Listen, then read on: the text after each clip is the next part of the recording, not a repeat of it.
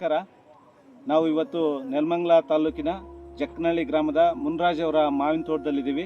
ಇವತ್ತು ಡಿಸೆಂಬರ್ 24ನೇ ತಾರೀಕು. ಈಗ ಎಲ್ಲ ಕಡೆ ಅದರಲ್ಲೂ ಮತ್ತು ಬೆಂಗಳೂರು ಗ್ರಾಮಾಂತರ ಮತ್ತು ಚಿಕ್ಕಬಳ್ಳಾಪುರ, ಕೋಲಾರ ಇವಾಗ ಹೂವು ಆಗುವಂಥ ಸಮಯ ಇದೆ. ಸೊ ಹಾಗಾಗಿ ಇವಾಗ ನಾವು ಮಾವಿನ ನಿರ್ವಹಣೆ, ತೋಟದ ನಿರ್ವಹಣೆಯಲ್ಲಿ ಪ್ರಮುಖವಾಗಿ ಈ ಹಂತದಲ್ಲಿ ಮಾಡಬೇಕಾಗಿದ್ದ ಕೆಲವು ಅಂಶಗಳನ್ನು ನಾನು ನಿಮ್ಮ ಮುಂದೆ ಹೇಳೋದಕ್ಕೆ ಇಷ್ಟಪಡ್ತೀನಿ. ಈಗ ಸರ್ವೇ ಸಾಮಾನ್ಯವಾಗಿ ನಾವು ಮಾವಿನ ತೋಟ ಇನ್ನೇನು ಹೂವು ಆಗೋಕ್ಕೆ ಮುಂಚೆ ಈ ಮಾವಿನ ತೋಟಕ್ಕೆ ಅಥವಾ ಮಾವಿಗೆ ಒಂದು ಜಿಗಿ ಹುಳ ಅಂತ ಬರ್ತದೆ, ಪ್ಲ್ಯಾಂಟ್ ಮ್ಯಾಂಗೋ ಹಾಪರ್ ಅಂತ ಹೇಳ್ತಾರೆ. ಈ ಜಿಗಿ ಹುಳ ಮತ್ತು ಹೂವು ಆಗಿ ಸ್ವಲ್ಪ ಇಬ್ಬನಿ ಏನಾದ್ರು ಜಾಸ್ತಿ ಆದರೆ ಅಥವಾ ಹೊಸ ಚಿಗುರು ಬಂದರೆ ಅಥವಾ ಹೂವು ಆದರೆ ಈ ಒಂದು ಬೂದಿ ರೋಗನೂ ಸಹ ಬರ್ತಕ್ಕಂಥದ್ದು ಸರ್ವೇ ಸಾಮಾನ್ಯ.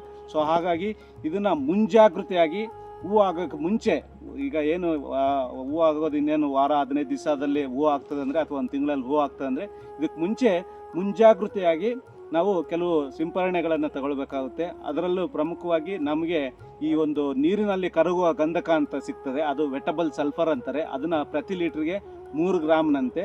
ಅದ್ರ ಜೊತೆಗೆ ಬೇರೆ ಕೀಟನಾಶಕಗಳನ್ನು, ಈ ಒಂದು ಜಿಗಿ ಹುಳನ್ನು ನಿಯಂತ್ರಣ ಮಾಡೋದಕ್ಕೂ ಸಹ ನಾವು ಸಿಂಪರಣೆ ಮಾಡಬೇಕಾಗುತ್ತೆ. ಅದರಲ್ಲಿ ಇಮಿಡಾಕ್ಲೋಪ್ರಿಡ್ ಅಂತ ಕೇಳಿರ್ತೀರಿ, ಅಥವಾ ಇಮಿಡಾ ಅಂತ ಸಾಮಾನ್ಯವಾಗಿ ಹೇಳ್ತಾರೆ. ಈ ಇಮಿಡಾಕ್ಲೋಪ್ರಿಡ್ ಅನ್ನೋದನ್ನು ಪ್ರತಿ ಲೀಟ್ರ್ ನೀರಿಗೆ 1 ml ಅಂತೆ ಇದನ್ನು ಈ ನೀರಿನಲ್ಲಿ ಕರವು ಗಂಧಕ ಮತ್ತು ಈ ಇಮಿಡಾಕ್ಲೋಪ್ರಿಡ್ ಅನ್ನೋದನ್ನು ಹೂವಾಗೋಕ್ಕೆ ಮುಂಚೆ ಸಿಂಪರಣೆ ಮಾಡಬೇಕಾಗುತ್ತೆ. ಇದರ ಜೊತೆಗೆ ಒಂದು ಲಘು ಪೋಷಕಾಂಶಗಳ ಮಿಶ್ರಣ, ಭಾರತೀಯ ತೋಟಗಾರಿಕಾ ಸಂಶೋಧನಾ ಸಂಸ್ಥೆ ಹೆಸರುಘಟ್ಟ IIHR ಹೆಸರುಘಟ್ಟರವರು ಒಂದು ಮಾವು ಸ್ಪೆಷಲ್ ಲಘು ಪೋಷಕಾಂಶಗಳ ಮಿಶ್ರಣವನ್ನು ಸಹ ಇದಕ್ಕೆ ಬಿಟ್ಟಿದ್ದಾರೆ. ಇದನ್ನು 3 ರಿಂದ 4 ಬಾರಿ ಸಿಂಪರಣೆ ಮಾಡಬೇಕಾಗುತ್ತೆ. ಇದು ಅಷ್ಟೇ, ಈ ಹೂವು ಆಗೋಕ್ಕೆ ಮುಂಚೆ ಒಂದ್ಸರಿ ಈ ಲಘು ಪೋಷಕಾಂಶಗಳ ಮಿಶ್ರಣ ಮಾವು ಸ್ಪೆಷಲ್ ಇದೆ, ಅದನ್ನು ಪ್ರತಿ ಲೀಟರ್ ನೀರಿಗೆ 5 ಗ್ರಾಮು ಅಥವಾ 20 ಲೀಟರ್ ಡ್ರಮ್ಗೆ, 20 ಲೀಟರ್ ಡ್ರಮ್ಮನ್ನು ನೀವೇನಾದ್ರು ಅದನ್ನು ಮಿಶ್ರಣ ಮಾಡ್ತಾ ಇದ್ದೀರಿ ಅಂದರೆ ಪ್ರತಿ 20 ಲೀಟರ್ ದ್ರಾವಣಕ್ಕೆ 100 ಗ್ರಾಮ್ ಮ್ಯಾಂಗೋ ಸ್ಪೆಷಲ್ ಅಥವಾ ಮಾವು ಸ್ಪೆಷಲ್ ಅಂತ ಹೇಳ್ತೀವಿ.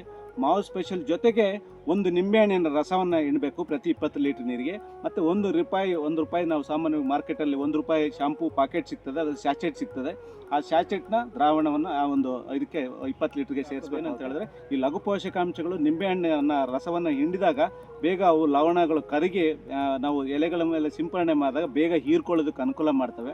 ಈ ಶಾಂಪೂ ಯಾಕೆ ಹಾಕ್ತೀವಿ ಅಂತ ಹೇಳಿದ್ರೆ, ನಾವು ಎಲೆಗಳ ಮೇಲೆ ಸಿಂಪರಣೆ ಬಿದ್ದಾಗ ಅದು ಜಾರಿ, ಯಾಕೆಂದರೆ ಎಲೆಗಳು ತುಂಬ ನುಣುಪಾಗಿರ್ತವೆ, ನೈಸಾಗಿರ್ತವೆ, ಅದನ್ನು ಜಾರಿ ಹೋಗ್ದೇ ಅಲ್ಲೇ ಅದು ಬಿದ್ದು ಹರಡೋಂಗೆ ಅನುಕೂಲ ಮಾಡುತ್ತೆ ಈ ಒಂದು ಶಾಂಪೂ, ನಾವು ಹಾಕಿದ್ದಂಥ ಶಾಂಪು. ಹಾಗಾಗಿ ಒಂದ್ಸರಿ ಈ ಮಾವು ಸ್ಪೆಷಲ್ಲು ಜೊತೆಗೆ ನಾವು ಶಿಫಾರಸು ಮಾಡಿದ ಕೀಟನಾಶಕ ಮತ್ತು ಕೀಟನಾಶಕಗಳನ್ನು ಒಂದ್ಸರಿ, ಆಮೇಲೆ ಹೂವು ಆದಮೇಲೆ ಈಗ ಸರ್ವೇ ಸಾಮಾನ್ಯವಾಗಿ ಯಾವ ರೈತರಿಗೂ ನಾವು ಇವನ್ನು ನೀರು ಸಹ ಸಿಂಪರಣೆ ಮಾಡಬೇಡಿ ಅಂತ ಹೇಳ್ತೀವಿ. ಹೂವು ನೀವು ತೋಟದಲ್ಲಿ ಅಥವಾ ಮರದಲ್ಲಿ ಹೂವು ಆಗಿದೆ ಅಂತಂದರೆ ಆ ಸಂದರ್ಭದಲ್ಲಿ ಇವನ್ ನೀರನ್ನು ಸಹ ಸಿಂಪರಣೆ ಮಾಡಬಾರ್ದು. ಯಾಕಂತ ಹೇಳಿದ್ರೆ ಹೂವು ಆದ ಸಮಯದಲ್ಲಿ ಈ ಹೂವಿಂದ ಸಾಮಾನ್ಯವಾಗಿ ನಾವು ಪರಾಗಸ್ಪರ್ಶ ಅಂತ ಏನು ಹೇಳ್ತೀವಿ ಅಥವಾ ಪಾಲಿನೇಷನ್ ಏನು ಹೇಳ್ತೀವಿ, ಈ ಪಾಲಿನೇಷನ್ ಆಗೋದಕ್ಕೆ ಈ ಪರಾಗ ರೇಣು ಮತ್ತು ಹೂಗಳ ಮತ್ತು ಪರಾಗ ಸ್ಪರ್ಶ ಆಗೋಕ್ಕೆ ಅನುಕೂಲ ಆಗುತ್ತೆ. ಹಾಗಾಗಿ ನೀವು ಏನಾದ್ರು ಸಿಂಪರಣೆ ಮಾಡಿದ್ರೆ ತುಂಬ ನೀವು ಫೋರ್ಸ್ ಆಗಿ ತುಂಬ ಒತ್ತಡದಲ್ಲಿ ನೀವು ಸಿಂಪರಣೆ ಮಾಡಿದಾಗ ಏನಾಗುತ್ತೆ ಅಂದರೆ ಆ ಪರಾಗ ರೇಣು ಎಲ್ಲನೂ ಉದುರೋಗ್ತಕ್ಕಂಥದ್ದು ಅಥವಾ ಹೂವನ್ನು ಉದುರೋಗೋಗ್ತದ್ದು, ಹಾಗಾಗಿ ಕಾಯಿ ಕಚ್ಚೋದಿಲ್ಲ. ಹಾಗಾಗಿ ಒಂದು ನೀರನ್ನು ಸಹ ಸಿಂಪರಣೆ ಮಾಡಬೇಡಿ. ಇನ್ನು ಕೀಟನಾಶಕಗಳನ್ನು ಸಹ ಈ ಹೂವು ಆಗಿದ್ದ ಸಮಯದಲ್ಲಿ ನೀವು ಕಾಯಿ ಕಚ್ಚಿ ಸಣ್ಣ ಒಂದು ಕಾಳು ಗಾತ್ರ, ನಾವು ಮೆಣಸಿನ ಕಾಳು ಗಾತ್ರ ಆಗೋವರೆಗೂ ಅಥವಾ ಬಟಾಣಿ ಗಾತ್ರ ಆಗೋವರೆಗೂ ಯಾವುದೇ ಸಿಂಪರಣೆ ಮಾಡೋದು ಬೇಕಾಗಿಲ್ಲ. ಮಾಡಿದ್ರೆ ಏನಾಗುತ್ತೆ ಅಂದರೆ ಈ ಒಂದು ಕಾಯಿ ಕಚ್ಚೋ ಒಂದು ಪ್ರಮಾಣ ಕಡಿಮೆಯಾಗಿ ನಿಮಗೆ ಇಳುವರಿ ಮೇಲೆ ಕುಂಠಿತ ಆಗುತ್ತೆ. ಹಾಗಾಗಿ ಆ ಹೂವಿಂದ ಕಾಯಿ ಕಚ್ಚುವ ಸಮಯದವರೆಗೂ ಅಥವಾ ಈಚೆ ಆಗೋವರೆಗೂ ನೀವು ಯಾವುದೇ ಒಂದು ಸಿಂಪರಣೆಯನ್ನು ತಗೋಬಾರದು ರೈತರು. ಇದೊಂದು ಮುಂಜಾಗೃತವಾಗಿ ಗಮನಿಸಬೇಕಾದಂಥ ಅಂಶ. ತದನಂತರ ಹೂವು ಆದಮೇಲೂ ಸಹ ಈ ಬೂದಿ ರೋಗ ಸರ್ವೇ ಸಾಮಾನ್ಯವಾಗಿ ಬರ್ತದೆ. ಈ ಬೂದಿ ರೋಗ ನಿಯಂತ್ರಣಕ್ಕಾಗಿ ನಮಗೆ ಎಕ್ಸಾಕೊನಜೋಲ್ ಅಂತ ತಾವೆಲ್ಲ ಕೇಳಿರ್ತೀರ. ಆ ಎಕ್ಸಾಕೊನಜೋಲ್ ಅನ್ನೋ ಒಂದು ಏನು ಶಿಲೀಂಧ್ರನಾಶಕವನ್ನು ಪ್ರತಿ ಲೀಟರ್ ನೀರಿಗೆ 2 ಮಿಲಿ, ಜೊತೆಗೆ ಇನ್ನೂ ನಿಮಗೆ ಈ ಮಾವು ಜಿಗಿ ಹುಳ ಇದೆ ಅಂತಂದರೆ, ಅದು ಹೋಗಿಲ್ಲ ಅಂತಂದರೆ ಅದಕ್ಕೆ ಲ್ಯಾಂಬ್ಡಾ ಸೈಲೋಥ್ರಿನ್ ಅಂತ ಒಂದು ಸಿಗ್ತದೆ, ಕರಾಟೆ ಅಂತ ಕೇಳಿರ್ತೀರ. ಸೊ ಈ ಒಂದು ಲ್ಯಾಂಬ್ಡಾ ಸೈಲೋಥ್ರಿನ್ನ ಪ್ರತಿ ಲೀಟರ್ ನೀರಿಗೆ 1 ರಿಂದ 1.5 ml 1 ಮಿಲಿ ಹಾಕಿದ್ರೂ ಸಾಕು. ಇದನ್ನು ಮಿಶ್ರಣ ಮಾಡ್ಕೊಂಡು ಸಿಂಪರಣೆ ಮಾಡಬೇಕಾಗುತ್ತೆ. ಸಿಂಪರಣೆ ಮಾಡಿದಾಗ ನಿಮಗೆ ಬೂದಿ ರೋಗ ಮತ್ತು ಈ ಒಂದು ಇದನ್ನು ಸಹ ನಿಮಗೆ ನಿಯಂತ್ರಣಕ್ಕೆ ಬರ್ತದೆ. ಅದು ಮೀರಿ ಕೆಲವು ಸಾರಿ ಏನಾಗುತ್ತೆ ಅಂದರೆ ನಮಗೆ ಈ ಚಿಬ್ಬು ರೋಗ ಅಂತ ಬರ್ತದೆ, ನಾವು ಫ್ಲೋರಲ್ ಬ್ಲೈಟ್ ಅಂತ ಹೇಳ್ತೀವಿ ಅಥವಾ ಚಿಬ್ಬು ರೋಗನೂ ಸಹ ಬರ್ತಕ್ಕಂಥದ್ದು ಆಂಥ್ರಾಕ್ನೋಸ್ ಅಂತ. ಈ ಚಿಬ್ಬು ರೋಗ ಎಲೆಗಳು ಅಂದರೆ ಹೂವಿನ ರೆಂಬೆಗಳ ಮೇಲೆ ಕಪ್ಪು ಚುಕ್ಕೆ ಥರ ಕಾಣ್ತಕ್ಕಂಥದ್ದು, ಎಲ್ಲ ಹೂವೆಲ್ಲ ಉದುರೋಗಂಥದ್ದು ಆಗ್ತಕ್ಕಂಥದ್ದು. ಸೊ ಆವಾಗ ಈ ಥರದ್ದು ಏನಾದ್ರು ಜಾಸ್ತಿ ಆದರೆ ನೀವು ಥಯೋಫೆನೆಟ್ ಮೀಥೈಲ್ ಅಂತ ಒಂದು ಶಿಲೀಂಧ್ರನಾಶಕ ಇದೆ, ಅದನ್ನು ಸಿಂಪಡಣೆ ಮಾಡಿಕೊಂಡ್ರೆ ಈ ಆಂಥ್ರಾಕ್ನೋಸ್ ಸಹ ನಾವು ನಿಯಂತ್ರಣ ಮಾಡ್ಬೋದು. ತದನಂತರ ಎರಡನೇ ಸಾರಿ ಈ ಮಾವು ಸ್ಪೆಷಲ್ ಲಘು ಪೋಷಕಾಂಶಗಳ ಮಿಶ್ರಣ ಏನಿದೆ, ಇದು ಬೋರಾನ್, ಜಿಂಕ್, ಮೆಗ್ನೀಷಿಯಂ, ಐರನ್ ಈ ಥರ ಎಲ್ಲ ಪೋಷಕಾಂಶಗಳಿಂದ ಕೂಡಿರ್ತಕ್ಕಂಥದ್ದು.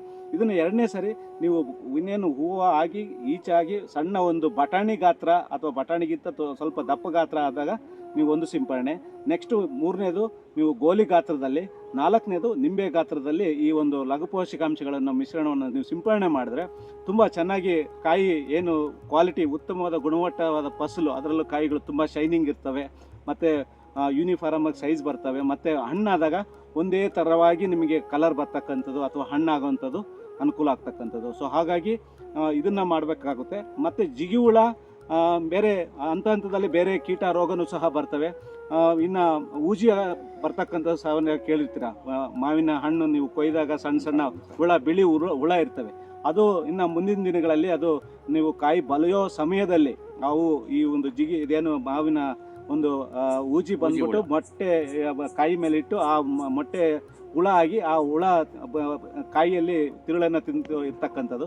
ಸೊ ಅದು ಇನ್ನು ಮುಂದಿನ ದಿನಗಳಲ್ಲಿ ಬರೋದು ಇನ್ನು ಲೇಟ್. ಅದು ಆ ಸಮಯದಲ್ಲಿ ತಮಗೆ ಹೆಚ್ಚಿನ ಮಾಹಿತಿಯನ್ನು ನಾವು ನಮ್ಮ ಈ ಒಂದು ಮಾಧ್ಯಮದ ಮೂಲಕನೇ ನಾವು ಕೊಡೋದಕ್ಕೆ ಪ್ರಯತ್ನ ಮಾಡ್ತೀವಿ. ಸೊ ಹಾಗಾಗಿ ಇವಾಗ ಏನು ಪ್ರಮುಖವಾಗಿ ರೈತರು ಈಗಾಗಲೇ ಎಲ್ಲ ಹೂವು ಆಗೋ ಸಮಯ ಇರೋದ್ರಿಂದ ಮುಂಜಾಗೃತವಾಗಿ ಏನು ಕ್ರಮ ಕೈಗೊಳ್ಳಬೇಕು, ಮತ್ತು ಹೂವು ಆದಮೇಲೂ ಸಹ ರೋಗ ಕೀಟ ಏನಾದರೆ ಏನು ಕ್ರಮ ಕೈಗೊಳ್ಳಬೇಕನ್ನೋದ್ರ ಬಗ್ಗೆ ಇವಾಗ ಪ್ರಮುಖವಾಗಿ ನಾವು ಗಮನಿಸಿ ಅದನ್ನು ಕಾರ್ಯ ಮಾಡಬೇಕಾಗಿದೆ ಒಂದು ಕೆಲಸ ಇರ್ತಕ್ಕಂಥದ್ದು. ಸೊ ಹಾಗಾಗಿ ಇದನ್ನು ಪಾಲನೆ ಮಾಡಿದ್ರೆ ಉತ್ತಮವಾದ ಮ್ಯಾಂಗೋ ಏನು ಮಾವು ಫಸಲನ್ನು ಪಡಿಬೋದು ಅಂತೇಳಿ ಈ ಸಂದರ್ಭದಲ್ಲಿ ಹೇಳಲಿಕ್ಕೆ ಇಷ್ಟಪಡ್ತೀನಿ.